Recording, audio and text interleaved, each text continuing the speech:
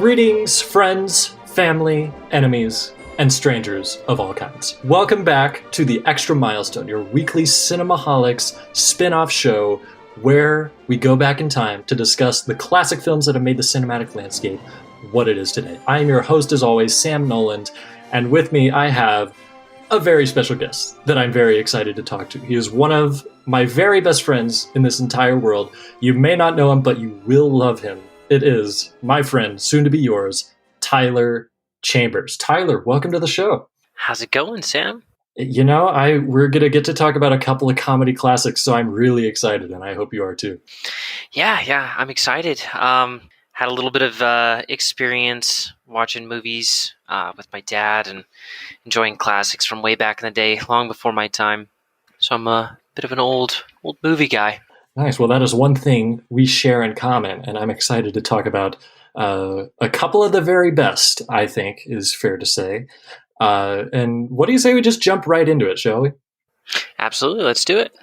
Yeah. So our A feature in this magnificent double feature that we are about to embark on is a movie that John Negroni, but the host of the Cinemaholics main show, all but refused to talk about, but I would not let that stop me. And when I saw that this movie was on the list to be discussed this month, there was no one else other than Tyler that I wanted to discuss it with.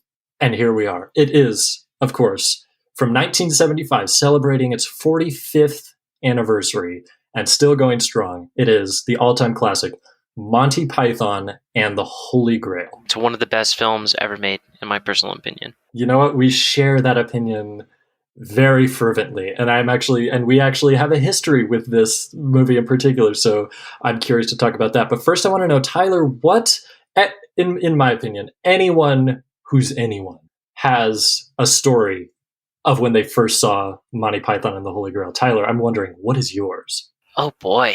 Wow. That's walking down memory lane. I would think probably the late 90s. I must have been like 6. Goodness. Yeah, I know. Oh, before your time. I was long time ago. Born yet. Yeah. Oh God. Oh. But yeah, it was a minute ago, and I mean, I must have been 5 or 6. And the culture of my family was always like, the parents are doing their thing and the kids just happen to be nearby. And so like movies would be put on, like Rocky Horror Picture Show, and like, we wouldn't be engaged in watching it. Yeah, but we would pick up on a few things, but of course most of it go right over our heads just because we didn't have any awareness of it.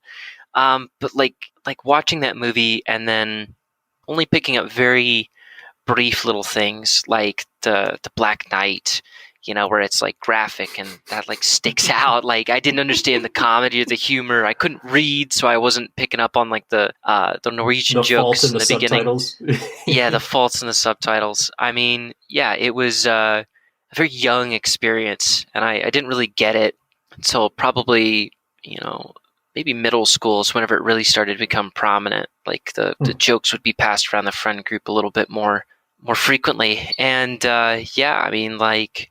So I guess around 13 or 14, I would consider that my first real viewing with an adult angle and understanding the jokes. And I'm sure it's been many a viewing since that time. Just an absurd amount. Oh my God. Every family holiday, whether it be Christmas, Valentine's, doesn't matter. Always putting out a movie on. Flag Day. Hey, you know what? Canada's got to watch it too, so we got to spread all that love to them.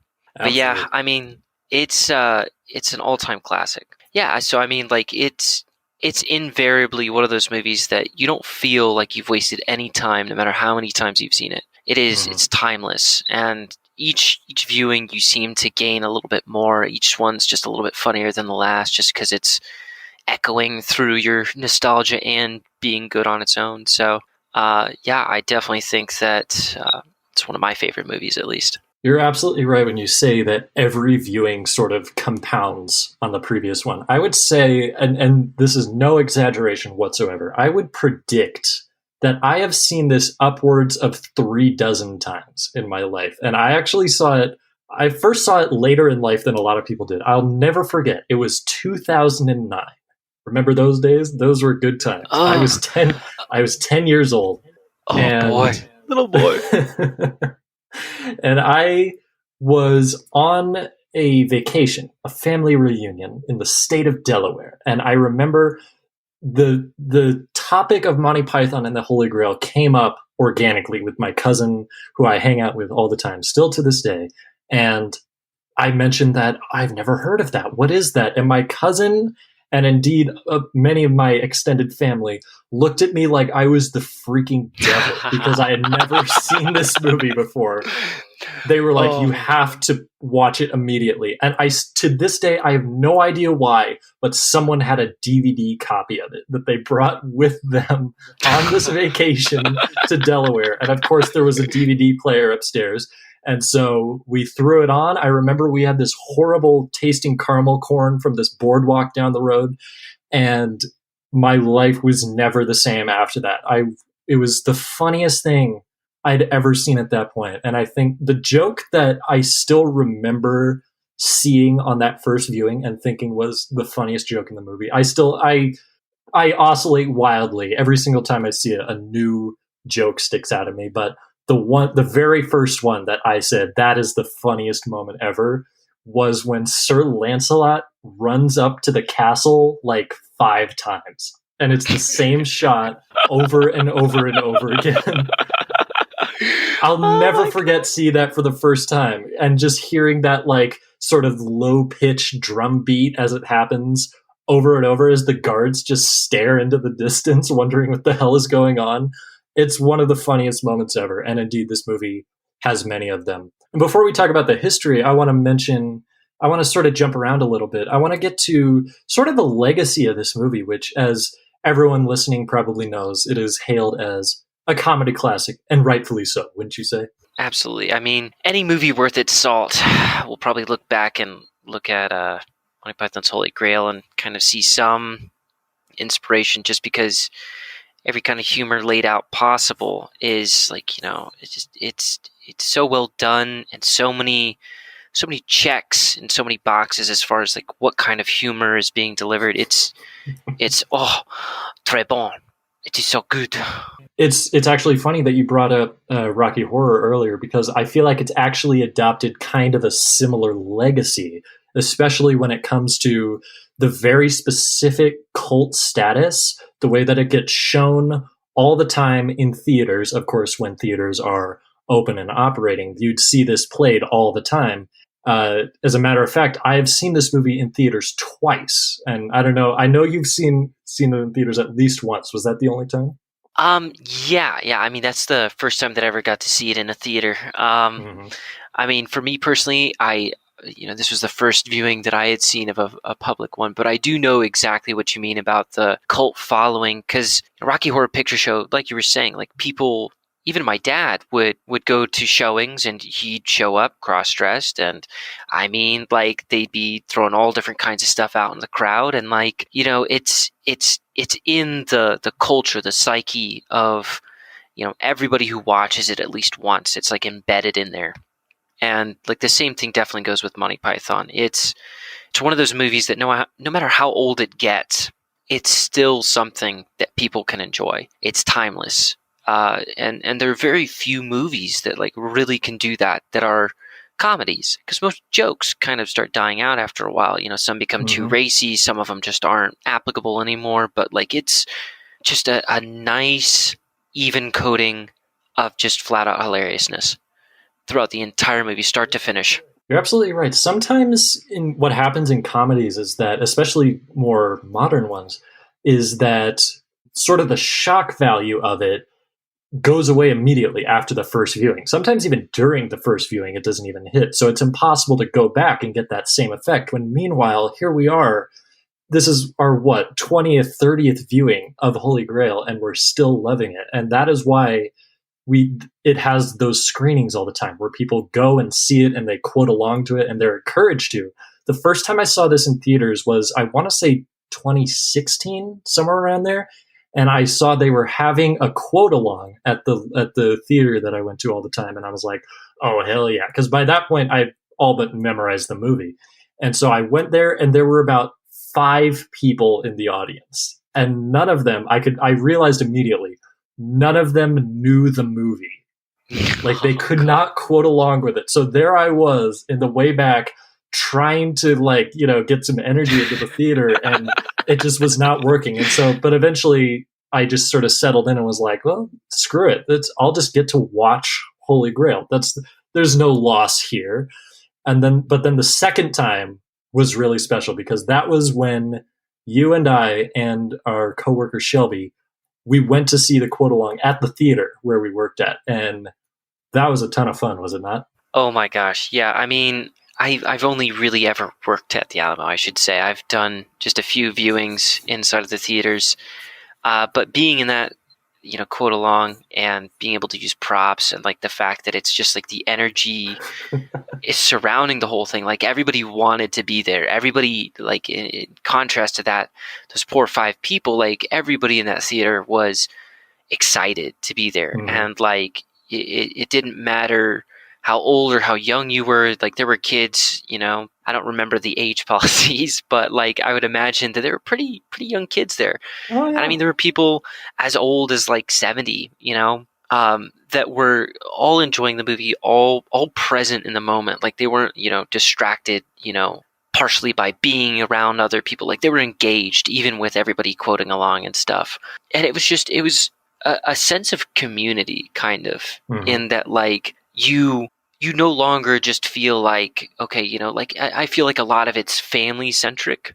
Like, a lot of the stuff gets passed around in quotes amongst families and stuff like it. Mm-hmm. In your case, you were educated by your family, and so to see all these different people and to see how widespread, how many other families actually like hold it dear was nice. It was really nice. It was particularly heartwarming. I really love that. I'll never forget when we got there, we were one of the last people to show up, and they had this table outside the theater that they were handing out like inflatable swords and stuff. And then they had this tub of coconuts, and they only had one coconut left. Do you remember this? And so, oh yes, we had to somehow divide the 2 halves of coconut between the 3 of us, and we made it work. We were able to sort of bang it against the table, and just to hear a whole theater hitting the coconuts against their tables and is something that I will never forget. Oh my gosh, yes. Yeah, I mean, it was like, it was wonderful. It was like, I applaud Alamo at like organizing those kinds of things and like making it, even more fun for a movie that's already amazing to begin with.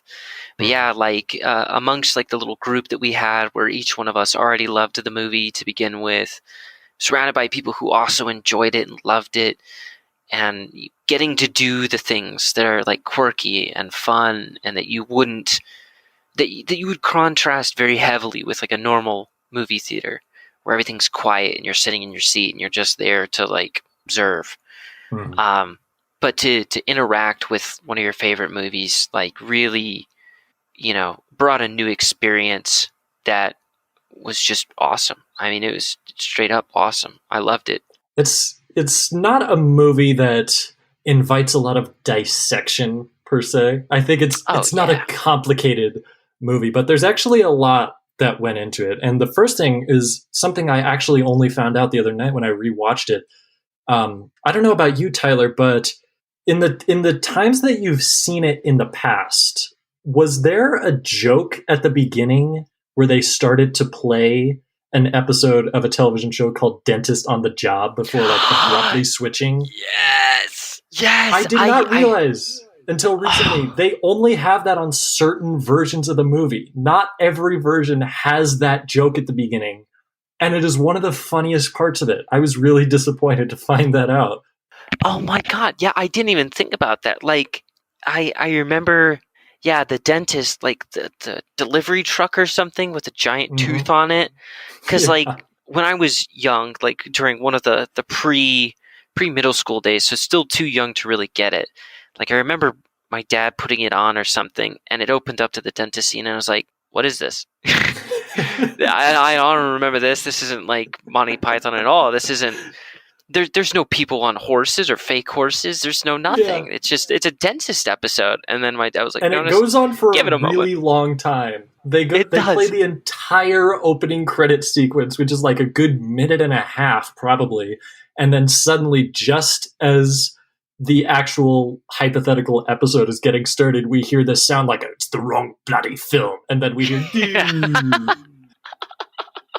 I was so upset that wasn't in the Blu-ray that I got a few years ago. I guess it's in the DVD from like 2005. I want to say, I forget exactly when it came out, but yeah, I was really upset about that. So that is, as far as I know, that's the only thing that is not consistent across all versions. Yeah, that's so curious, though. I mean, I wonder why they took that out. Because, I mean, that's like, unless, well, knowing Monty Python, they wouldn't use anything that couldn't be, picked up by anybody else. Mm-hmm. So I don't understand why they would take that out in retrospect. It's really strange. Maybe the rights reverted to someone else in the ensuing years. It could be anything. But for whatever reason, they've taken that out, and shame on them for doing so, because... I guess that would be kind of an interesting way to form the casts of Monty Python viewers. Is like, okay, are you the dentist episode or not? And then the people who are like, what? You'll be like, you don't know. You're not in this. You don't know the original Monty Python. Oh my gosh. It's gatekeeping on the basis of one joke that's incidentally removed from some versions of the movie. I can see it. There are more absurd things going on in that department out there. But regardless, we could sort of talk about the making of it as we go along. But Tyler, I'm curious, what is there are so many good, hilarious parts of this movie. What is one that maybe sticks in your mind a little more than others? Like, what would you consider your favorite or one of your favorite set pieces of the movie itself? I think the adult part of me really enjoys the witch scene, probably the most. Yes. Just everything about it, and like having them all piece it together. It was just, it's so well written, and like like if you do have a little understanding of history, like you do know how absurd it was, and so for them to be putting it together this way just makes it even more like it's such a keyhole moment of like, oh, I really understand. Like, this is absolutely stupid, and this is exactly what they're trying to say. But like everything about it, from like, well, we did do the nose and the hat. Oh, she has got a wart. That's my favorite part. And then the classic, like the all-time classic joke that I would always throw around as a kid was like, she turned me into a newt. Yeah. A newt? Well, I got better. That would always be passed around in my family. Like we would have other jokes and stuff like throw me the whip, throw me the idol, but like the newt one stuck and just ran forever and still runs to this day. Like anytime somebody says like, she turned me into a newt, like everybody in the family can chime in and say exactly what follows up with it. And John Cleese really nails that. And as a matter of fact, I think according to my research, John Cleese was actually like, his pauses during that scene almost disrupted the entire thing. You'll notice there's a part where Sir Bedivere asks a question and none of them can think of an answer right away. Look at Eric Idle in that scene. He bites the scythe that he's holding. And for the longest time, I was like, why is he biting the scythe? That's really strange. Turns out he was about to burst out laughing. And it was only because he did that he was able to sort of stifle it and wait for John Cleese to say, because she's made of wood or something like that. I could totally see that. I mean, talking more about like the behind the scenes thing, like the first thing that I ever noticed that was like out of place in the movie was the scene with the guys who hit themselves in the head with the books. The monks, yeah. The monks, yeah, the chanting monks. Because I think that's the scene right leading up into the witch scene, right? Yeah, it's the exact same scene. We see it's Dennis, the repressed peasant, immediately goes to the Black Knight and then to the monks. So it's really early in the movie. Okay, yeah. And like it was the one dude who, like, as the procession is like moving around the corner, like there's one dude who just nails him in this head too, like just a little bit too hard, and you see him like stumble and then come back, and then like he keeps on walking, and it's like I remember watching that. I promise you that. If you never noticed that. It is it's one of those things that, like, you know, as a kid, I was just sitting there watching it, and I just happened to be looking in the right place at the right time. And like, I see him, he nails himself in the head, and like, he stumbles, he takes a step or two to the left, and then he comes back into the line. And I'm like, what happened? Like, I don't understand. Oh, excuse me. But yeah, like, it was so quirky and out of place. Cause like, again, as a kid, you know, you don't really understand that these people are actors. So you don't expect that to happen. So like, continuity errors or goofs like that just like really strike you specifically. And that was the only one that I really noticed. But yeah, the biting the scythe, I think that's like one of the best goofs though, is like, like if somebody's containing their laughter and they're like dying on the inside, and then you can tell that just, oh, it makes my heart so warm. Oh my God. That's one of my favorite things, is when we're going to mention SNL a little bit later in the show, but it's those moments when they almost break, and you can tell it's taking everything that they can. It actually really humanizes them, you know, because we've all had that time when we're not supposed to laugh, but we cannot help ourselves, and it is remarkably relatable. And I always love seeing that, especially as I was on a improv team for several years, and that would happen all the time, where we would have to the show must go on. It doesn't matter how funny this is. We got to repress it. We got to push it down. And so when we see that peek through, it is just hilarious. And I love seeing it every time.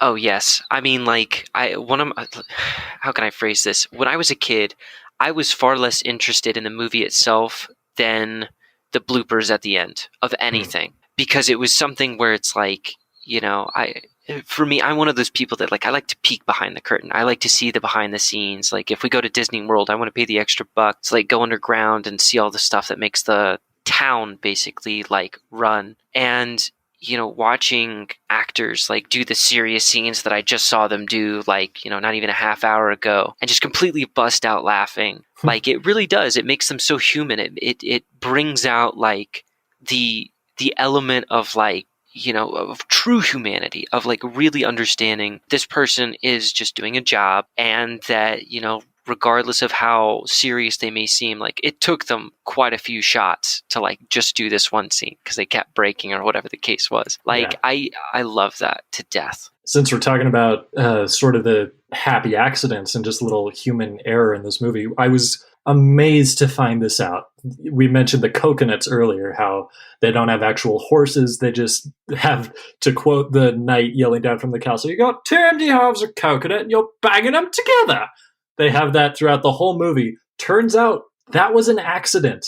They had horses initially, but they realized it was impractical to shoot. The horses were misbehaving and stuff, and it was too expensive. So they said, what if we just get coconuts instead?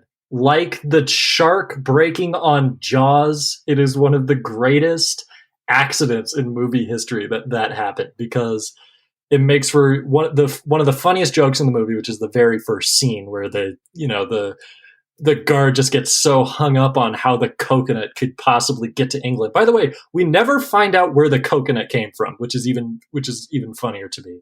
They never answered the question of where they got the coconut.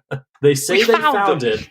Yeah, but for all we know, they're lying. So that I never noticed that until this viewing. So I do have a theory later on that might answer that. But regardless, that was amazing to find out that almost wasn't a joke in the movie. And you wonder what kind of butterfly effect kind of nonsense would have happened if they had managed to have actual horses in the movie. I imagine it'd be about equally as funny, but still, I'm glad that it turned out the way it did.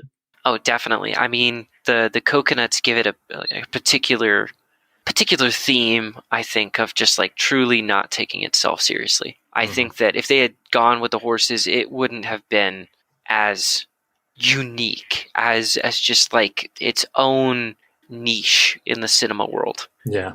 I think there's no other movie like that. There's actually a few things that this movie does that no others that I can think of do. For instance, Tyler, can you think of another comedy in which there's a scene where, and I'm sure there's one out there, but where there's a scene where a character has the hiccups incidentally, and it makes for some really funny like just extra stuff to fill the frame, because when Graham Chapman as the guard with Eric Idle arguing with Michael Palin about, no, you stay in the room and make sure he doesn't leave, and every once in a while there's Graham Chapman just I cannot think of any other movie that has that joke, and it's so obvious, and it's because we all know how overpowering hiccups can be. They're relentless sometimes.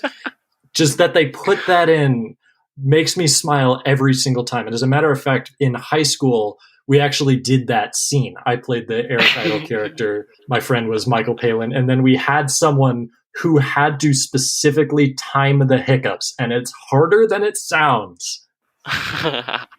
That always brings me joy, that scene. Oh, man, I completely agree. I think that, like, I can't think of it. I can't think of another film that utilizes hiccups to drive home comedic, messages and stuff. But it was something that, like, unlike fart humor, fart humor gets passed around, nobody's business. It's been there, done that. But, like, hiccups are like untapped comedic gold.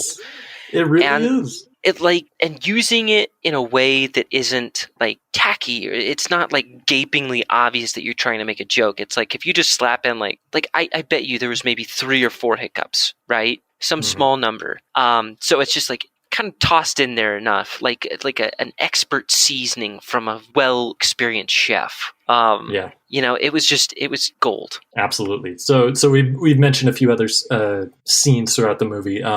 What's another one that we haven't mentioned yet that is worth note? The Black Knight scene is probably one of my absolute favorites, for the simple fact that like this is one of the things that I absolutely love, is whenever serious things get made funny. So as to say, like, you have this stalwart knight who just refuses to budge, he's super honorable, won't do anything, but then you cut his arm off, and he's so be it. You'll make me sad. So yeah, I quote that line in my head on a daily basis, by the way.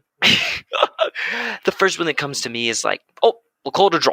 It's like he just won't give up. He's just like incessant, and it's so good. Like, I mean, I'm not necessarily a comedian myself. Like, I can't write jokes, but that is something that, like, wow, that is expert craftsmanship. Just taking something, and even if it's just a simple idea, like just cutting this dude's arms off and legs off, and now he's armless and legless, and he's sitting there and still barking at this person that they need to give up. And it's just like, it's something where you can't help but laugh. You really can't. Like, I don't think I've seen anybody be able to hold a straight face through it. One of my favorite parts of that scene that always makes me laugh is not even the fact that the limbs get cut off just one by one, but it's the way they get cut off. And it's so obviously fake, but it's also so distinct, because the way it happens every time King Arthur like dodges a swing of the sword by the Black Knight, and then very lightly just sort of touches his sword to the Black Knight's shoulder or something, and then there's like this whoosh sound effect. The arm falls off immediately, and then just this comically bright red blood just starts spraying out. It always gets me every single time. The ease with which these limbs are able to be sliced off, especially because it's just following that really brutal fight scene between the Green Knight, played by Terry Gilliam in a suit of armor, and the Black Knight, where the sword just goes through the helmet into the guy's head, and the Black Knight just comes off and pries it out and like has to brace the helmet on his foot. It is, every image of this movie is burned into my brain, and yet it's still hilarious to me. And that's one of the many occasions throughout the movie where we see, not only are they sort of poking fun at that medieval milieu, just sort of the old ages kind of Knights of the Round Table kind of thing, but they're just humiliating everyone and everything in their path, including themselves. Like it really comes through that these are just man children playing dress up, not really having any idea what they're talking about. The history isn't even accurate. I found out it says 932 AD at the very beginning of the movie. That was about 400 to 500 years after King Arthur was supposedly alive. So they're not even getting that right. But also just the weird, anachronisms with, actual the police showing up at the very end and everything. It is this yes. very, not even satirical. It's certainly a parody, but at their own expense, which I really admire. I think that it picks up on a very specific, like, Monty Python kind of way of doing humor, where it's kind of meta, where it's like you were saying, the police scene at the very end, where it's like, okay, you know, you've been living this whole movie where they're in the medieval times, you know, like they're using the holy hand grenade of Antioch, so like a little bit of like input from modern day, but then the holy hand grenade. Exactly, yes. And so like the imprint though of like the thing that sets up that final scene was like the librarian or the narrator standing out there, and historian. He's like, yeah, famous historian, and you know, he gets his head cut off or whatever, and so like the police show up and everything, and like that doesn't get talked about for the entirety of the movie. And then at the very end it comes up, it's like, all right, come with me, all of you come with me, you put that down. It's one of those things where it's like they blend in, like it's not within the context of the story, like it's breaking the fourth wall and doing it in a way that isn't, you know, it's still carrying the comedy along. It's not jarring. It's not something that's like, you know, interrupting the humor or the tempo of the story or anything. It's just elegantly put in there, and it's I can't love it enough. I can't get enough of it either. And it's, what you're mentioning, it actually has a couple of layers, because you do get the sense for a while at least that this is actually medieval times, just a weird comedic version of it that's been warped through the Python lens, which is, and they do this in Life of Brian too. It seems like their sort of operational ethos for doing these period piece comedies is, okay, so we've seen movies like this before. We've seen movies about, maybe not King Arthur specifically, but this time period before. We've seen movies about Jesus Christ before. What scenes didn't make it in? Like, that's like, what are the events that had to have happened, but that no one's interested in seeing in a movie? Like, I think specifically of the Bring Out Your Dead scene. You have this guy just sort of haggling with a dead collector with a guy who's actually not quite dead yet. And that must have happened at some point, but that's just not interesting to most filmmakers. And they choose to take that hypothetical moment in history and flesh it out into just a comedy bit, and then make a whole movie of those. And I love that it all amounts to such a consistently funny end product. I read this fact, and I can't necessarily corroborate it, but I have no reason to believe otherwise. Someone watched the movie, they counted every joke and divided it by the runtime, and found out there is a joke on average every 10.5 seconds in the movie, which I believe 100%. I'm actually surprised it's that long. Oh my gosh. And so you can tell they really just put everything into this. And it was a really, really hard production too, especially compared to Life of Brian and stuff. So it's a miracle that it turned out to be the funniest movie of all time, I say, by and large. Oh, yeah. I mean, I didn't know they had difficulties behind their shooting. I mean, was it just due to weather and stuff? It was a few things. It was the locations that they had. They were shooting mostly in Scotland. The scene where John Cleese as Tim the Enchanter is standing on that mountain, like casting flames everywhere. John Cleese actually got up on that mountain with like a crane or a ladder or something like that. And it was this immensely precarious fall that very easily could have killed or maimed him. And there was a wind that day too, so they spared no expense either. And this actually ties into our second movie, but Graham Chapman is, you probably know this already, but struggled with alcoholism for a lot of his life. And because they were in such a remote location, he couldn't get his fix. Like, he couldn't get his alcohol fix. And so on the first day of shooting, one of the first scenes they shot actually was King Arthur crossing the Bridge of Doom. It turns out Graham Chapman actually couldn't do it because he had acrophobia. He was too scared. He was shaky from alcohol withdrawal. So they actually had a stunt double do that. And it was a really hard time. And so it's one of the movies that actually led him to becoming sober later on. So at least that's a good thing. But yeah, they all hated it. Like, they're not shy about it at all. It was a really brutal production, as it turns out.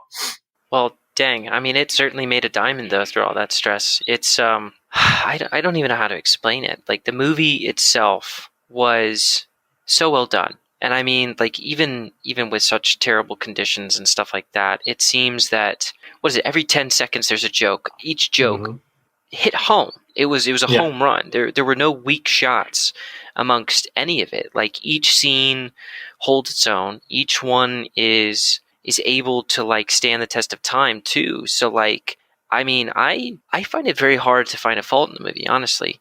Like, I can't really think of any criticism that I could give it besides positive criticism. I mean, can you think of anything? Like, if you had to change anything? I have a couple, but it's nothing that sinks the movie by any means. And it's mostly just as a byproduct of seeing it so many times, you start to notice these little holes in the story. For instance, and this is actually not a new thing. I've always thought this.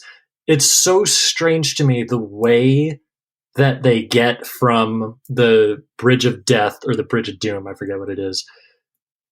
The way they get from that scene to the castle is really weirdly contrived, where they cross the bridge, they can't find Lancelot because he's been arrested, as it turns out, which is hilarious.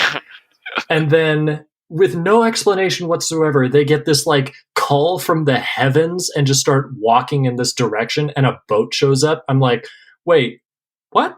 Like, there's no transition there, and it's always been strange to me. It's almost as if they couldn't think of a bit to get them to the boat, except to say that there was this call from the heavens and this, like, angelic music plays, and King Arthur and Sir Bedivere just walk and find this, like, dragon boat and stuff, and then they get to the castle. And then the funniest part is that, and my brother pointed this out the other night, is that they see the French knight is still there, and then they retreat from the castle, and they walk across the waters. So it's, like, not even that deep, and they didn't even need the boat. That's just a nitpick, though.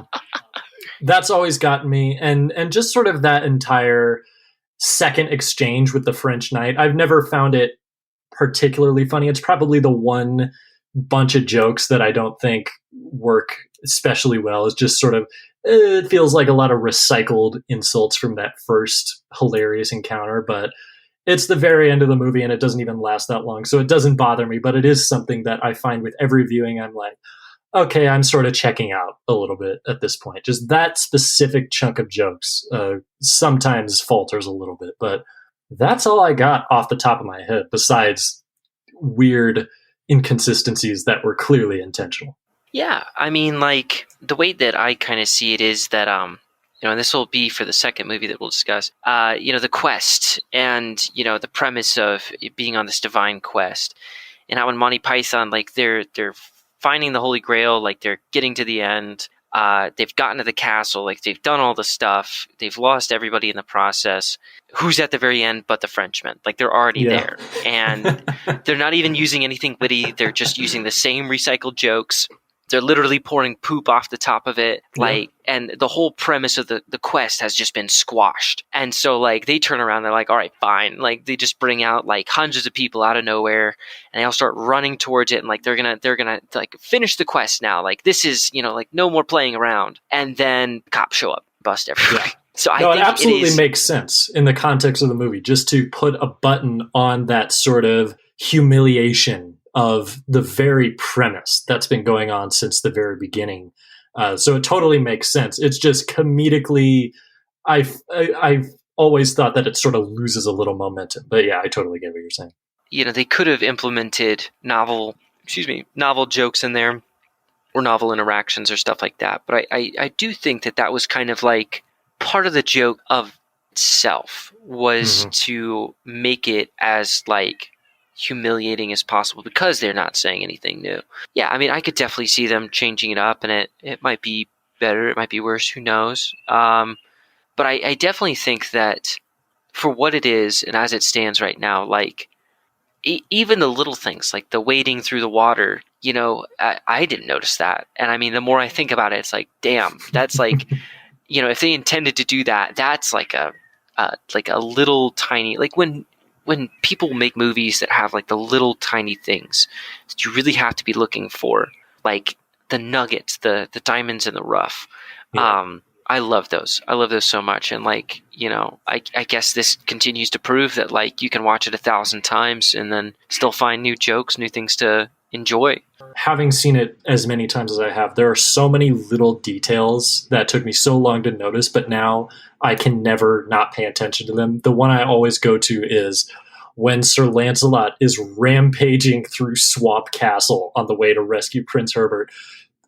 He runs in and he cuts down the stand that the band is playing on, and they fall to the floor. But if you look really closely, one of the band members is completely unfazed, gets up and keeps playing like the violin or whatever. And it's a blink and you miss it kind of thing. But I remember when I first noticed that, I was like, hey, look at that. That is just one more thing for me to appreciate every single time. And so to this day, whenever I watch that scene, I make sure to pay attention. It's in the bottom right corner of the screen. And I'm like, there it is. There's the guy who gave it to him that day. The more I think about it, this is kind of like in the producers, like they take the movie that's supposed to be very serious and everything, and it through almost taking it too seriously, like it becomes funny, or I'm not sure how to explain this, but like the fact is like in that situation, like if he had just fallen, it would have been funny. It would have been funny all on its own. If he'd fallen and not gotten back up. But the fact that he got up, and that may or may not have been intentional, just elevates the funniness. And so like, it could be completely on accident or it could be completely on purpose. Who knows? But like, it makes the movie that much more enjoyable. Yeah. Because of those little things where it's like you were saying, blink and you miss it. I struggle to find any other details that I can immediately think of off the top of my head. This is just taking me down. Memory lane. Oh. A lot of good memories. Yeah. They really go the extra mile at every possible opportunity. Like in that same scene I was just talking about.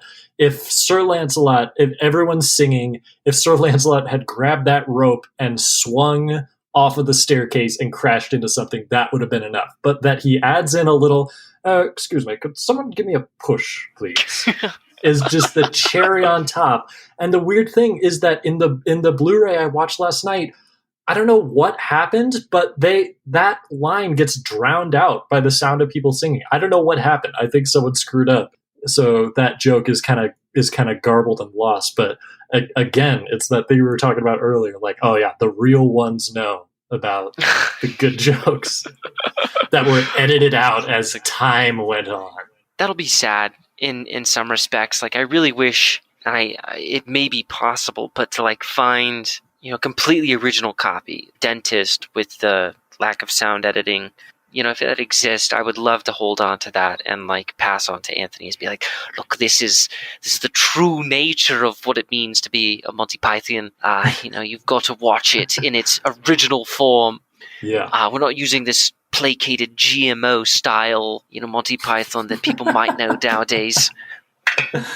Oh, I love it. That's a great way to put it. Yeah, this is really kind of the bastardized version of the original thing. And by the way, in case you were wondering, when the world gets back to normal, I am going to teach your son, Anthony, how to say, but father, don't you worry. Is it bad that I was already thinking about doing that? I already do that around him. I'm like, but father. Hoping that he'll just copy it. Oh, yeah. I'm praying for the day and subtly slipping in like every so often like a British accent just to make sure that he gets it all the way through. It's like, but father. I want to sing. Stop that. Oh my gosh. I love that scene so much. That reminds me of another small detail that I love. And it's one that everyone misses for whatever reason, because I guess it's just immediately following another joke. But it's when Sir Lancelot shows up and says, oh, I'm sorry. I thought you were a lady, you see? And then the king comes back and says to Sir Lancelot, who are you? And then Prince Herbert says, I'm your son. No, not you. That always gets me so much, and everyone forgets that it's there. It's just one of those little things, like when he calls him Alice by accident for whatever reason. And then earlier in the scene when Prince Herbert says, but mother. No, I'm father. But father. Gosh, every moment is a treasure trove of hilarious stuff, and we haven't even talked about all of them. So I want to know. We're sort of winding down a little bit here, but what did we miss? Like we didn't mention the Knights of the Round Table song, which is just hilarious. Classic. Always got me. Oh yes, I mean, like, talk about like the whole serious becoming not serious thing. Like, Camelot. I was only a model. But yeah, so like the whole premise and like leading up to that, and then you see inside of the castle, and you've got all these people just like dancing and singing crazy songs and stuff. And so, the fact that the characters then go ahead and go like, let's not go to Camelot. It's a silly place. Yeah. It's like, it's so, I don't know, like I could have seen any other film like actually having them go into the castle then afterwards and then like continuing on with jokes or something. They're kind of like magicians. It's a lot of like sleight of hand. It's like misleading. Every twist and turn, it's like you get pulled up into something else. Like the joke gets twisted a little bit. So it's just like a constantly evolving beast that somehow is able to like also be recursive and like take jokes from half an hour earlier or whatever and slip it in there just slyly enough or just blatantly enough to like get the funnies out. I just want to mention real fast, my favorite instance of that where they sort of redirect your attention is right before the tale of Sir Lancelot, when it says the tale of Sir Lancelot, and the guy's going to scribble in the last part of the T, and then there's like a shockwave and colors all over it, and it turns out that's actually an animated guy, and outside is the sun and the clouds jumping up and down. That always, and like just going down every single flight of stairs one at a time until he falls down all of them. That always got me. And to this day, whenever I'm having trouble with like an inanimate object, I always mutter under my breath, bloody weather, every time. There are so many lines in this movie that have wormed into my brain that I use on a daily basis. The other one I use is when King Arthur and Sir Bedivere are trying to track down a shrubbery, and they're talking to that old woman, and she's like, "No, I will not tell you where a shrubbery is." And then when Arthur says, "Very well," like that delivery of "very well," I say all the time, just when I'm like, "Oh, you ain't seen nothing yet." Like just when I'm committed to something and it's not working out, but I'm gonna get it done, I say to myself, "If you will not help us, me," which is hilarious. By the way, something just occurred to me with this viewing. Why did they get the shrubbery? Like, they didn't have to do that. They could have just left. They could have just fled the forest. But it's as if the implication is that the knights who say "me" are like some omnipotent force that will follow them anywhere if they don't get a shrubbery. It's always hilarious. And then Roger the Shrubber shows up. I could just we could very well just probably quote this entire movie, and that would pretty much be the whole review. But yeah, do you have any lines like that you sort of say in your head all the time that have gotten in there? Oh, yes. I mean, for me, it's like the most prominent one that I can think of is like, we're an anarcho-syndicalist commune. Like that whole bit. It's like, just because some voice in bint loved a scimitar at you doesn't make you the sovereign king of England. Yeah. It's things like that. That's my favorite part. It's all like if I'm talking to like another group of my friends where it's like, we're discussing politics and stuff like that, and somebody's like calling people communists or whatever, it's like, no, we're an anarcho-syndicalist commune, and it's like, it always like draws the attention away from being serious to back into the not serious and being able to be humored about and stuff. And then other lines, oh boy, well, we did do the nose and the hat. Yeah, like that one always comes up in some situation where like somebody says something and it just spurs that, because a lot of it for me is like, I think that there are so many lines in there that I think that it's not just an isolated incident between you and I, that like the lines get jammed into your head. Like, I mean, like people know where to pick up on the joke. They know the scene. They know what's going on. Like they can tell you like who's doing what basically. And it doesn't take that many viewings. I mean, it's really impactful.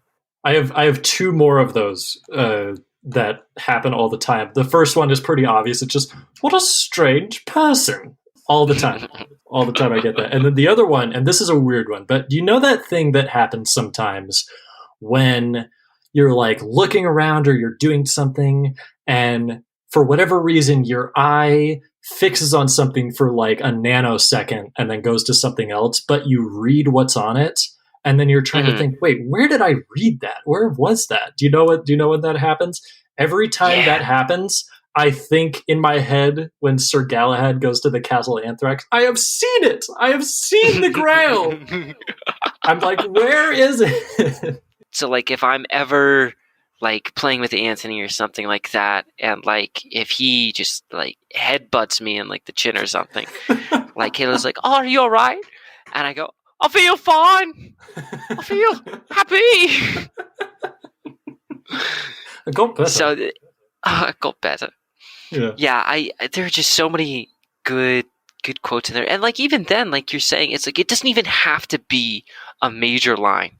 It could just be something completely on the side, and just the fact that they said it in a particular way, and like you yourself know the scene and you know how funny it is in the context, like it translates so well to like saying it to people who are in the know. And yeah, like I'm sure I'll think of one later. One that we actually used a lot back in the days when we were working together was, and I'm not going to be able to do the voice, you do it way better than I do, but it's when Tim the Enchanter says, "I warned you!" Every time. I warned you! Yeah, that's so good. Every time something would happen that like we knew was going to happen and they didn't listen to us, that would always be the first line that leaped to mind. And I love just that entire scene with Tim is just hilarious. I love when the staff turns into a flamethrower and a rocket launcher for no reason. He's just standing atop a mountain doing pyrotechnics day in and day out. I just love the idea that this ram-headed enchanter is there all the time, just waiting. One of my favorites. I have one more point I want to bring up, but are there any scenes or any things that you wanted to touch on before we move on to our second feature? Because of course there's so much, but we only have so much time in the day. I mean, we could definitely make like a 3-hour podcast over, just the movie itself. But no, I think that we've done a fair amount of good touching on to Monty Python. I guess we'll move over to the next one. Yeah, just one last thing I want to bring up. Actually, two. First, I love that King Arthur, the sun on his armor, has a little mustache on it. Yes, it's one of those details where every single time I see it, I notice it, I think it's funny, and then I forget just in time for my next viewing. So it's like this repeated surprise that I get, like, oh yeah, the little mustache on the sun. Which I think is hilarious. But also one last thing that I actually noticed with this new viewing, and this is maybe obvious to some, but it really just sort of struck me with this last time, is that in that sort of middle chunk of the movie where each knight is going on sort of their own quest, I love the way that each of those quests is sort of structured to specifically humiliate that knight. For instance, we have Sir Lancelot the Brave, and what happens in that quest is Sir Lancelot gets a note, thinks that he's going to save some betrothed princess, and rampages through the castle, killing everyone in his sight with no remorse or hesitation whatsoever, and just gets out of it scot-free. And it's just that absurd level of masculinity. We have the tale of Sir Robin, who the not quite so brave as Sir Lancelot, who gets an opportunity to fight this 3-headed giant and just runs away. And to quote the minstrel played by Neil Innes, gallantly chickens out. Which, oh gosh, that scene alone, that's the song that they sing in that scene is hilarious. Didn't he also have a chicken on his shield? Or his? He has a chicken on the shield. How perfect is that? Yes, it's perfect. And then Galahad, or is it Galahad the Pure? Yes, and how he goes into Castle Anthrax, which that's probably the scene that, as a kid, really didn't make any sense to me, and it really was. And it's not until later that you go, oh, Okay, all right, now I see. Now I understand. Okay, Yeah. all of this is hypersexualized. Oh God. And he's like, I'm saving you. No, you're not. I love that we never find out how Sir Lancelot knew to go to the castle just then, but just shows up right in the nick of time to save Sir Galahad, who has one of the funniest line deliveries in the movie, which is when Zoot goes, Dr. Piglet, Dr. Winston, they're doctors! They have a basic medical training. Oh my God, We could quote it's a this beautiful entire movie. thing. And then just lastly, we have King Arthur, who is meant to be sort of the pinnacle, like just this impeccable leader who can do anything and manages against all odds to randomly stumble upon a shrubbery and escape the knights who say knee. Along with Sir Bedivere the Wise, of course. And yeah, there is just so much to this movie. Every single joke just works exactly the way it's supposed to, and I never get tired of it. And there's this weird debate out there, and everyone has like a very fervent side that they take of which is better or funnier or whatever you want to say between Life of Brian and Holy Grail. And I just don't have the same connection to Life of Brian. We did do John Negroni and I did an Extra Milestone on that last year, so this is actually the second Python movie that we've done on the show, but I'm firmly in the Holy Grail ballpark. I don't know about you. Oh, I would agree. I was raised on Monty Python, the Holy Grail, and then the next one was The Meaning of Life. And to this day, for some reason, The Meaning of Life ended up on my plate fairly early, but I mean, it was still something that there's nothing inherently terrible in it, but it does poke on a lot of big concepts that aren't really meant for a younger audience. But to this day, I've yet to really sit down and give Life of Brian a good run through. Yeah, I mean, because I did watch it a bit as a kid, or at least I should say younger. It didn't strike me the same way that the Holy Grail did. It didn't do the same thing. So, I mean, for me, I'm definitely Holy Grail all the way through. Yeah. Life of Brian, I will grant those people this. Life of Brian has more of a point to make about sort of deconstructing the idea of fanaticism and the Christian religion specifically, or just the way that it's sort of manifested over the years.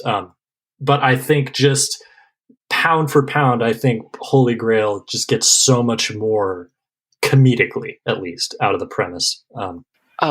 For sure. I think that the Holy Grail is the absurdist masterpiece, and then Life of Brian is, the satirical message, heavily coded in comedy, but still at the very base of it, like a message to be said.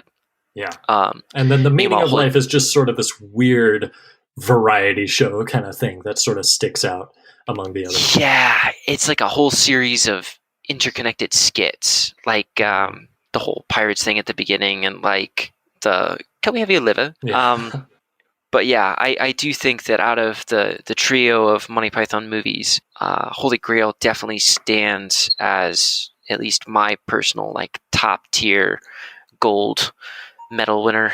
Yeah, I totally agree. I'm glad we're on the same page with that. Fun fact, actually, I just remember this. Meaning of Life was the first R-rated movie I ever saw, so it at least holds a special place in my heart for that reason. But Tyler, Monty Python and the Holy Grail is not the only movie we're discussing this evening. We have another one to get to. And actually, weirdly, this actually does kind of relate to The Meaning of Life a little bit, and I'll explain how in a second. But it is, of course, celebrating 40 years this past June, John Landis's hit comedy cult all-around classic, The Blues Brothers. You better get bright, pal. We got a show to do. Then we got to figure out some way to collect that gate money. Get it to the Cook County Assessor's office as soon as they open in the morning. Joliet, Jake, and Elwood Blues.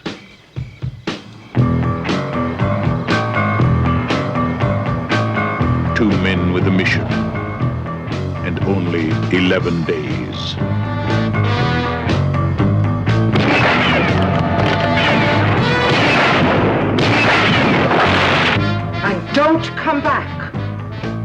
until you've redeemed yourselves. Our Lady of Blessed Acceleration, don't fail me now.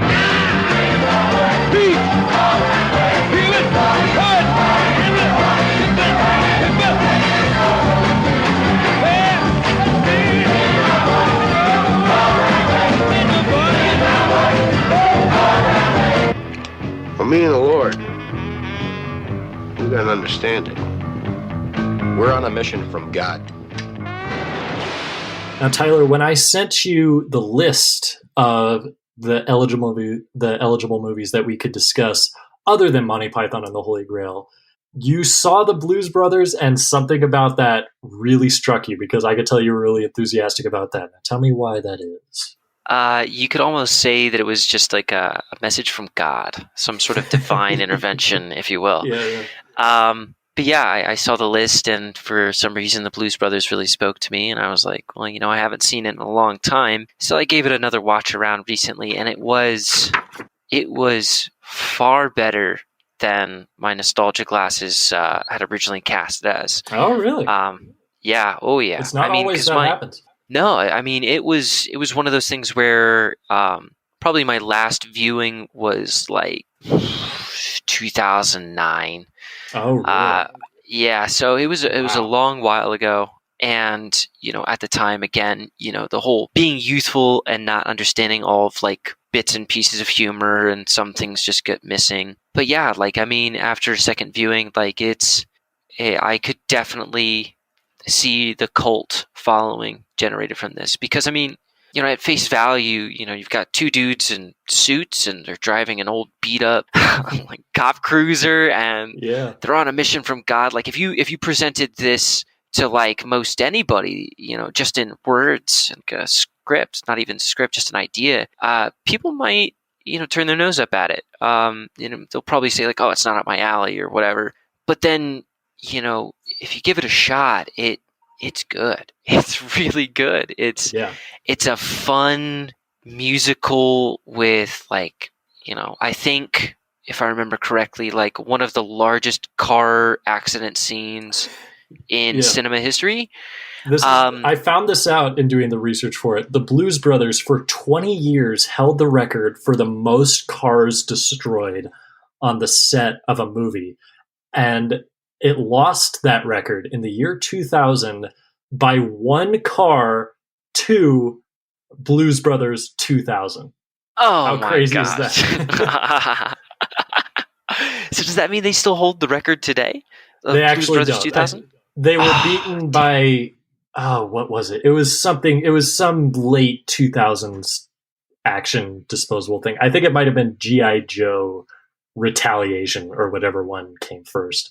But yeah, and I think that still holds the record to this day. But it's just so crazy that not only was it beaten by its own sequel, but it was by one, just to rub it in. And I've never seen the sequel because I don't care, and I've heard bad things, so I'm not looking to check that off of the list anytime soon. Yeah, I don't think I'm gonna venture into that territory anytime soon. I mean, maybe one day just to like get a taste of it. But if it doesn't grab me in the first 10 minutes, I'll default to the original, because it starts off so dark. Like, it's a movie that starts off serious. Like, you just get the opening of like an industrial plant. Somebody's in jail, and like the comedy starts picking up pace, and like onesies and twosies and stuff. But like, I don't know, it creates a serious mood, but at the same time doesn't. It creates a serious mood with like the jail and like fact that they're in suits, and it creates this kind of intense sort of scene, but it's flippant at the same time. Like John Belushi always making it like on the edge of funny and serious. Like, he's never outright saying anything that like is a joke, but it's said in a funny way. Or like oh god, I don't even, would you call it slapstick whenever like they're in the car and it's the coming out of the prison, and he lights his cigarette with the car lighter, but then throws it out the window, and then like within the next 5 minutes says like, oh, you need to get your car lighter fixed. It's like, it's so good. It's just that good taste of like the physical comedy, situational, and delivery all kind of wrapped up neatly. So, I mean, I think Dan Aykroyd kind of, he helped usher the comedy, but I think a lot of the comedy really came from John Belushi's character. It really did, yeah. And I think to answer your question of sort of the comedic flavorings of this movie, I think deadpan is probably the word that I'd use to describe it, where it's these situations that aren't necessarily funny, but it's the context and the contrast that they present it with. And I think that really is most evident in the scenes with Carrie Fisher as John Belushi's jilted ex-girlfriend who is left at the altar, who repeatedly tries to assassinate them, and it flies over their head like 3 or 4 times until they're at point blank range, and only then does it finally occur to them that, oh, we're being hunted down. Because like the scene where they're sleeping in the little hotel room, and she blows up the entire building. Yeah, it comes raining down on them. That's the first attempt, by the way. Like, they do not build up to that. The first time she tries to murder them is with an explosive, like, rocket launcher kind of thing. Straight to 11 immediately. And they just dust themselves off, and they go inside. They're like, "Oh, hey, Sam." Yeah, and it's like, oh my god, like they're so completely unaware.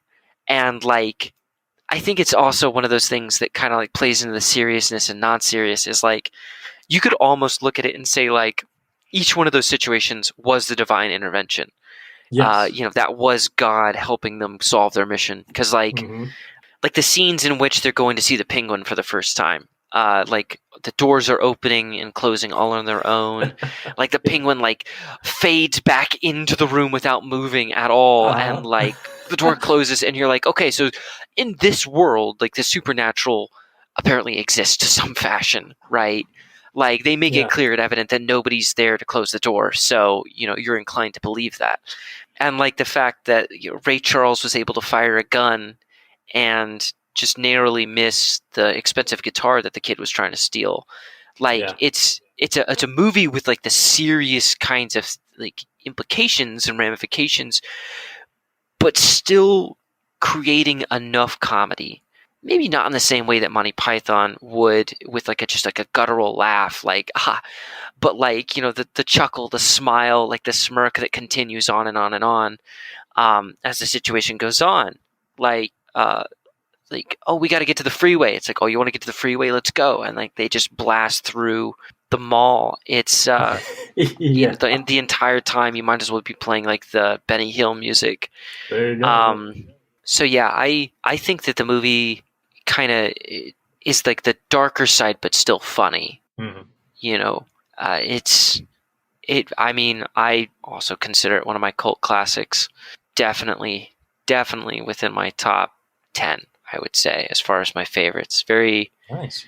Because I mean, it did have a little bit of the nostalgia goggles, but like with an honest viewing by itself, it's a good movie. Good story, good pacing, and the hero's journey, I mean, naturally is going to go ahead and get a lot of good reviews. And I mean, it really is. The building of the characters to get to the mission and everything. It was good. I genuinely liked it. I'm glad to hear that. Yeah, I really liked it too. I want to comment on a few of the things you said, but first I want to establish a little bit of context and sort of what I was saying earlier with how it sort of fits in with Monty Python and sort of the comedic tradition that was going on at the time. As you may know, the Blues Brothers was sort of fleshed out from a sketch they were doing periodically on SNL at the time. This was the very early days of SNL. And I actually haven't seen a lot of the sketches they did, but it's my understanding that all the backstory and stuff with the Catholic orphanage and the band and what have you, that was not established on SNL itself. They actually sort of created that for the movie. On the show, it was just sort of this strange band that would just perform a song every once in a while, and they would have these weird dances, and John Belushi would do all these crazy acrobatic stunts, and they just decided, hey, let's make a movie out of this, partly because of the popularity of the sketches, but also because John Belushi was sort of gaining traction as sort of a draw to theaters after Animal House in 1978, also directed by John Landis. And this was John Landis's fourth movie after a movie called Schlock from 1973, which I watched last night. I don't know if you've ever heard of this, Tyler, but it's about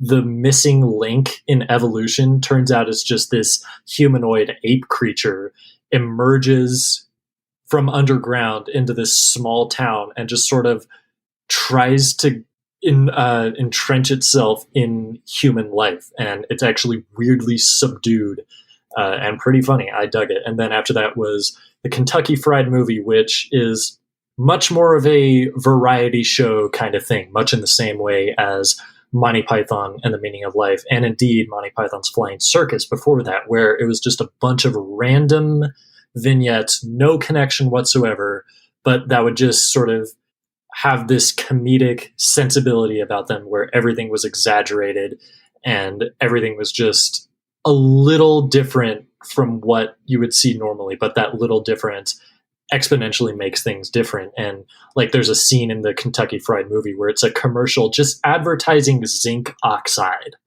for no reason, just the chemical itself. And it says, here are all the things that would make your life different without zinc oxide. And it's this housewife at home, and everything that zinc oxide is used in starts vanishing. So like the stove catches on fire, the emergency brake on the car goes off and the car comes through the wall, the fridge stops working, the shelves just don't even work anymore. All this crazy stuff starts happening, and that's it.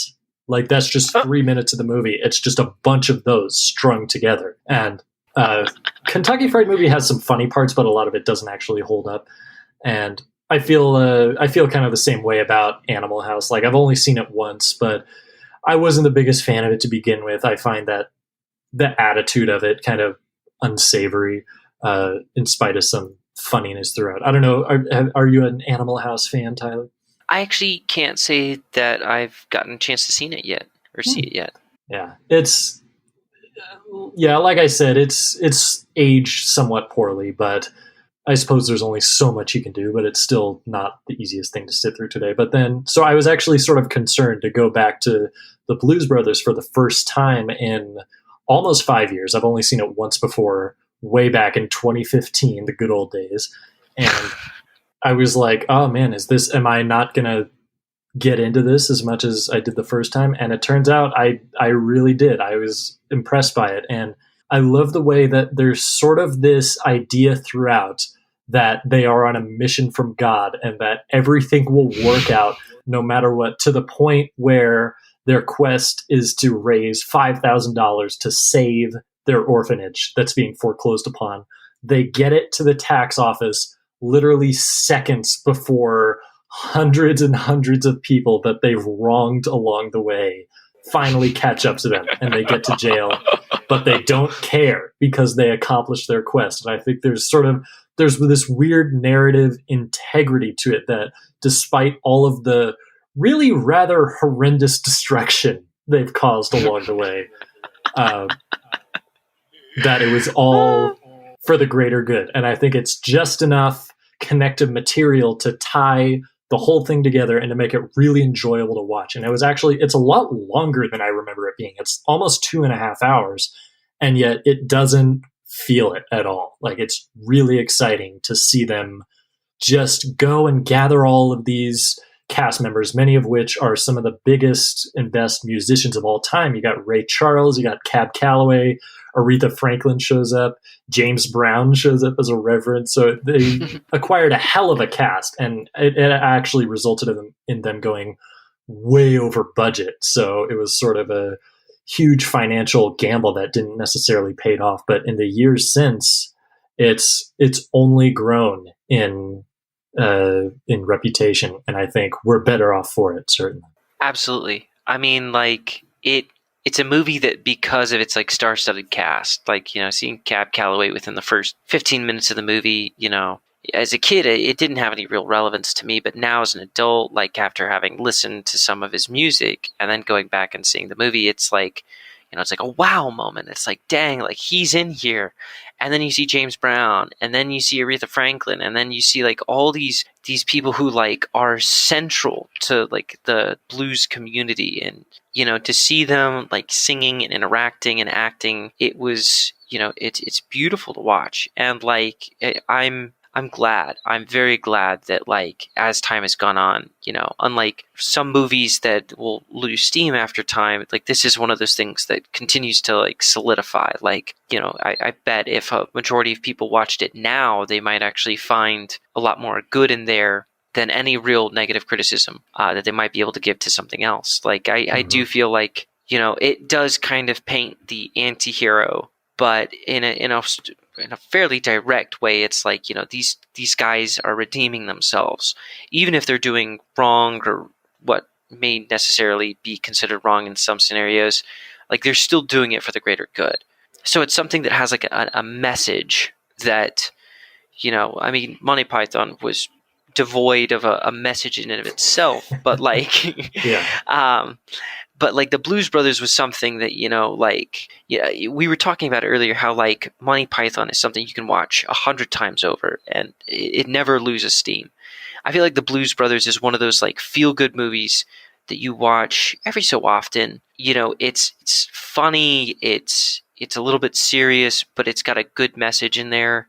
I think that it's all wrapped up into like a very nice, neat platter, like kind of like a lobster dish, right? You're not going to want to eat lobster every day, but you get that lobster every so often, and it's like it's delicious. It's a nice thing to dig into every once in a while.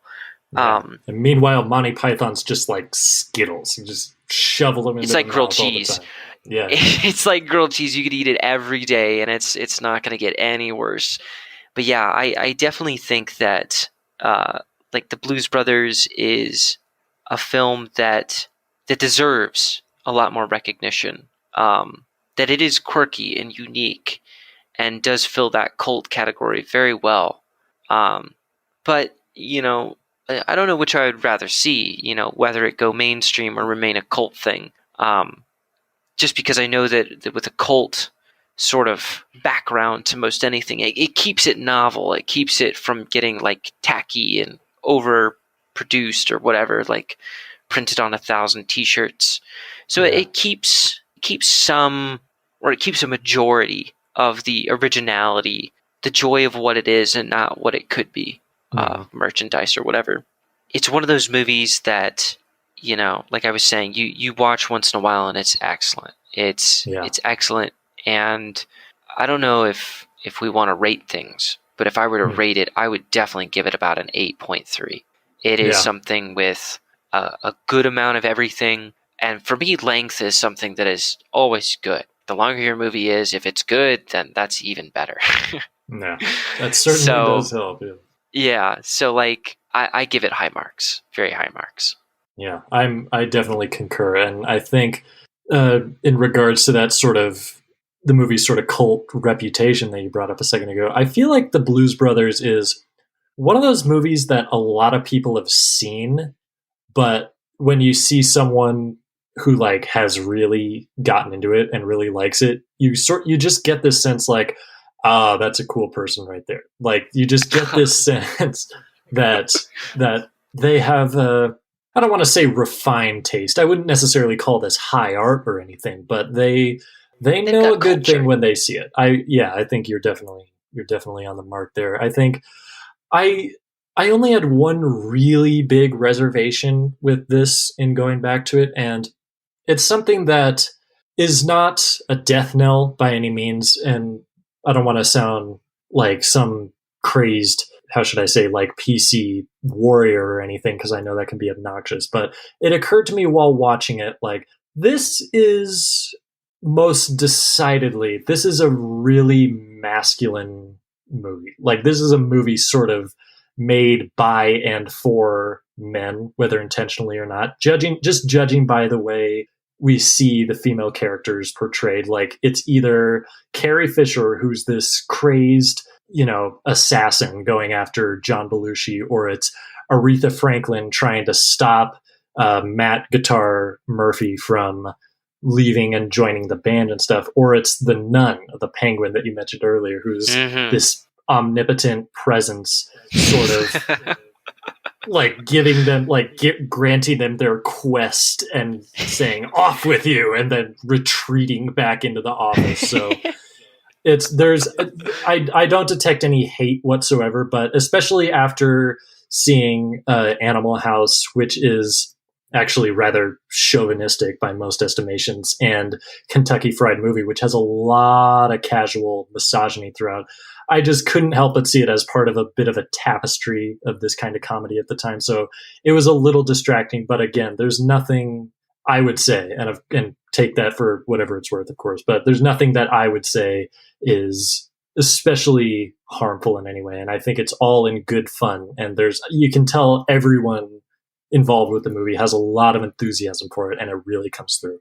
Yeah. I mean, I absolutely agree. I do think that now that you kind of draw my attention to it, I would definitely agree. There is a lot of like the scene whenever they're in the dining hall. And it's like, if you had just said that normally, that would have been conceived or, perceived as being probably pretty misogynistic. But like, in the sense that if he's like leaning over and it's like, how much for your women? It's like he's obviously playing fun at it. But yeah, I could definitely see that being misconstrued nowadays. It's certainly unsavory by any estimation. And it's the context, like you can tell it's not meaning to be harmful or anything, but of course that can only go so far. So yeah, that's probably the joke in this movie that's aged the poorest, I would say. Yeah. Like the movie would do fine without it, but it's just anything like that is just in little spats throughout. Like it's nothing lording over the entire movie for the worse, I think. Yeah, and I mean, like, reviewing it back in context, it's like, I believe that they're trying to cause a disturbance at the restaurant. They're trying to cause a scene. So by saying something like that, that's part of the joke itself, is like, okay, you would only say that if you're like a terrible person. So I do think that it's something that, like, depending on the context of how it's viewed and stuff like that, it could be perceived as going either way, as being a little bit too much, or just being a joke.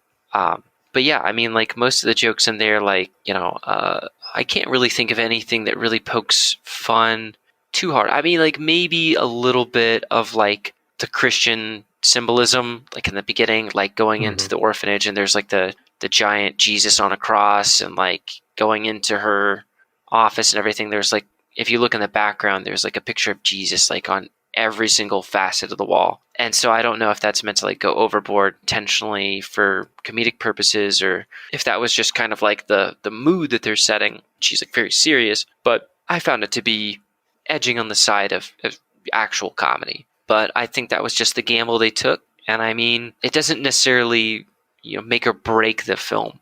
And it doesn't really detract from it if you view it in the context of, like the whole joke, and having it not actually be like, putting the other gender down or somebody down and elevating somebody else. But I do think that's just at some time. But all in all, good movie. Definitely a good movie. And so wait a minute, John Belushi does his own acrobatic stunts? As far as I can tell, yeah. And actually he had something of a foot injury late in the shoot. And so they actually called in this really incredible doctor to anesthetize him just enough so that he could pull it off. One of the big dance numbers. But yeah, he would do that all the time. Wow. I would not have expected that. Yeah. Because I mean, I was looking for like the stunt double transition at one point, but like I didn't see it. And like, the classic thing is if you, I mean, if you want to show that somebody's doing it, then you have their face turned to the camera to like prove it. I learned that one from, I think it's Hot Fuzz. I almost said Shaun of the Dead. But yeah, it's, I was pretty amazed that like John Belushi could move like that. I found a couple of things personally enjoyable, given the fact that me being a picky child, whenever he's cooking like a single piece of plain white bread, like I'm like, that's dinner, dude. I'll take that. Yeah. Oh That's man. funny. And there's so much in this movie we could unpack. since we're talking about John Belushi himself, it's of course the tragedy that he died so young. I read a story that, not unlike Graham Chapman on the set of Holy Grail, in fact, John Belushi was really struggling a lot on the set of this movie and was notoriously addicted to cocaine. And it's actually estimated that a lot of the movie's budget went towards just John Belushi purchasing drugs and using them. And John Landis tells a story of, at one point, going into Belushi's trailer, and there was just this mountain of cocaine there. Oh my God. And Belushi just had this heart to heart and said, man, I got a problem, and I'm afraid this is going to kill me someday. And lo and behold, not even 3 years later, he was gone. So That's really, tragic. really tragic stuff. Yeah. It's that really depressed me when I read about it. So I guess if this is what we have to remember him by, then I say that's not the worst thing in the world, certainly. Oh yeah, I'll have the band imprinted on my mind forevermore. Seeing the light. It's it's sad watching movies that the actors are no longer present, that might have been from like your childhood and stuff. Like I know Robin Williams particularly impactful, but like John Belushi is one of those people that I wish he'd been able to put out a little bit more before his passing. He definitely was a comedic mastermind, and also somebody else who was in that movie was John Candy, and I think he died not too much longer after John did. Oh, it was the mid 90s, if memory served, like maybe 94 or something like that. So like 15 or so years later, but yeah, pretty close. But Dan Aykroyd's still around, I think, and he's doing pretty well. Yeah. Yeah. Still kicking. I really wasn't like an SNL person growing up, and I dabbled into it a little bit. I didn't get very far into it, but like I do admire Dan Aykroyd because like I do know that he helped co-write Blues Brothers movie. I don't know how involved he was in like the skits or whatever on SNL, but like to me, the storytelling aspect of any movie, either it's there or it's not, and like either it's intentional or it's not. You've got the premise of like genuine, authentic storytelling happening in the Blues Brothers, where you have the journey, the quest. You've got this kind of odyssey being built, and it's taken, like we've said before, in the serious aspect where it is something, at base level, it's a serious story with elements of comedy put into it. Meanwhile, Monty Python's the inverse, where it's all comedy with just the facade of being serious on top. And I admire that because both of them are really good at storytelling. And I'm pretty sure that with Dan Aykroyd, and I can't remember the other writer's name, compared to... It was, I think it was John Landis himself, the director. Ah, yeah, John Landis. I believe every member of Monty Python contributed to the skits. Yeah. And the movies, too. I don't think that it was ever just Terry Gilliam or Graham Chapman or anybody. Curious, kind of like in the comparative, like maybe dipping back into Monty Python for a second, but could you tell a particular writer's skit, or like would you theoretically be able to go back and say like, oh, that was Eric Idle's skit? Do you think that might be possible? It'll be possible at times. Of course, most of the skits were sort of amalgamation of a bunch of them, if not all of them, but there were certain proclivities that a few of them would have. For instance, John Cleese was often very opposed to sort of the complete randomness of certain things. Like to this day, he has said that he's not a fan of the way that Holy Grail ends, where it's just so abrupt when everything gets shut down and that's the end of the movie. He had always regretted that and wished that they had put a little bit more of a button on it. So certainly is bringing his own sort of comedic sensibilities to it, but it just goes to show how intense the writing process can be when you got so many people working on one thing, trying to make sure it's coherent and works and fulfills all of their vision at once to some form of satisfaction or some level of satisfaction. So I'm not entirely sure if I could do that, if it's even possible. I haven't seen a lot of Flying Circus, so maybe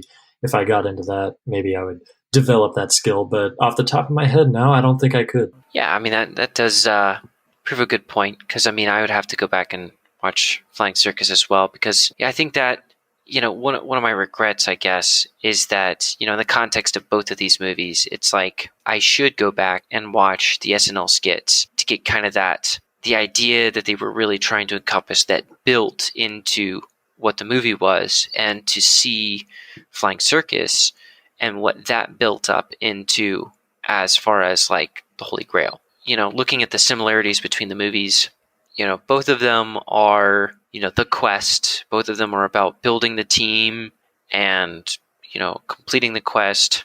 Both are centered on Christianity and the rule of God and like the divine quest. So like the movies aren't entirely dissimilar. Yeah, not at all. And I was just going to say, along with all the stuff that went on behind the scenes where the main star of the movie was struggling so much. So there's certainly a lot of, what's the word I'm looking for? A lot of symbiosis going on between them. So I think it's fascinating that these are the two that we decided on. Yeah, I think it divine intervention in of itself. Yeah. Yeah, I really think we got to a lot of good stuff. And I think unless there is anything else that you wanted to bring up, I think we might be able to close it out here. But I love all that stuff that you brought up with the way the movies connect and everything, and how sort of they develop their own comedic stylings. I thought that was all really fascinating. Absolutely, yeah. I really admired hearing about all the natures of what actually made these movies what they are behind the scenes, and how those things actually bled out into future careers and things like that, future instances. Yeah, I mean, I think this was an excellent talk. I really enjoyed this. Absolutely, yes. Thank you so much for coming on, Tyler. We've got one last thing to take care of, and that is, of course, our recommendations for the week. What we've been doing recently is taking the movies that we were discussing on Extra Milestone and recommending some sort of similar stuff. So we're gonna have to be a little fast about this. But Tyler, did you have a movie to recommend that is maybe somewhat similar to Holy Grail in some way? Actually, yes. I personally would recommend Mr. Toad by Terry Gilliam, just because of the similar kind of style, not to be taken too seriously, just a nice flippant movie to enjoy at any time. Yeah, I'll have to check that one out. I've actually never taken the time to see that one, so maybe now is the time. My recommendation for Holy Grail also has to do with Terry Gilliam. It is the animated sequence that we brought up earlier, sequences, I should say, that we see throughout Holy Grail and indeed all the Monty Python movies. Those were all done by Terry Gilliam, and it's a very similar animation style to the movie I'm going to recommend, and it would not surprise me if Terry Gilliam was a fan of the 1973 sci-fi classic Fantastic Planet, directed by René Laloux. I don't know if you've ever heard of it, Tyler, but it is a movie about a planet inhabited by enormous blue humanoid creatures with like fins for ears, and they're way bigger than humans, so they keep humans as pets. And what we see throughout the movie is sort of this uprising that takes place, and it's very much about sort of the way that class works, and how just the simple fact that they're bigger makes them think that they're better. And it's a lot of like retaliating against the man kind of 70s ethos and stuff. And it's got this utterly unique visual style that is unlike any other movie, animated or otherwise, that I've ever seen. And it's one of my favorite sci-fi movies, and I really like it. So I highly recommend you check that out. Did you have one for the Blues Brothers by chance? I would think that a good complimentary movie probably be the Ghostbusters, honestly. The first one. I mean, it's another one of those movies where you kind of look at it. It's a serious movie at its base, but there's good comedy that's placed on top of it, and I do think that's a good storytelling technique, honestly. Yeah. So I would recommend. That movie is a really great working class movie about like having a job and just trying to make ends meet and not being appreciated for it. So there's actually a lot more nuance to that movie than it might appear at first glance. My recommendation for the Blues Brothers is, I almost went with the Muppet movie, which is kind of an obvious decision given just the structure of gathering the band and the numerous celebrity cameo appearances and stuff. That one's always a classic, but the one I'm ultimately going with is a little more off the beaten path. It is a movie that not a lot of people have heard of, but the ones who have had a long history of trying to make the world aware, and it is a movie called Leningrad Cowboys Go America, which is about a band from Siberia who decides on a whim one day to travel to the US and try to make it big. And every single member of the band has this enormous pompadour hairstyle that sticks out like 2.5 feet and comes to a fine point in front of them. It's almost like they have an enormous unicorn horn, but it's made of hair. And they all wear sunglasses and they wear tuxedos and they have really pointy shoes. And like one of them dies along the way, and so they buy a coffin and they fill it with ice and use it as a cooler, and they just road trip across the country. It is so bizarre and so strange, and yet it is just such an endearing road movie, and we just get to know this band as they try to find success wherever they can. I really, really like it, and I'm glad that I was able to see it. I believe it's available on the Criterion channel. So is Fantastic Planet too, so that's perfect. And yeah, I think that's about everything. Tyler, thank you again for joining me. I had a great time. I think we really got to touch on some good stuff, and I hope that we can do it again sometime. Absolutely. I enjoyed every moment of it, man. I'm glad you did. So I think with that, we are going to sign off from the castle.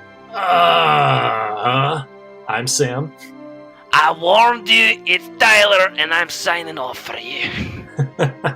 And we'll see you on the next Extra Milestone.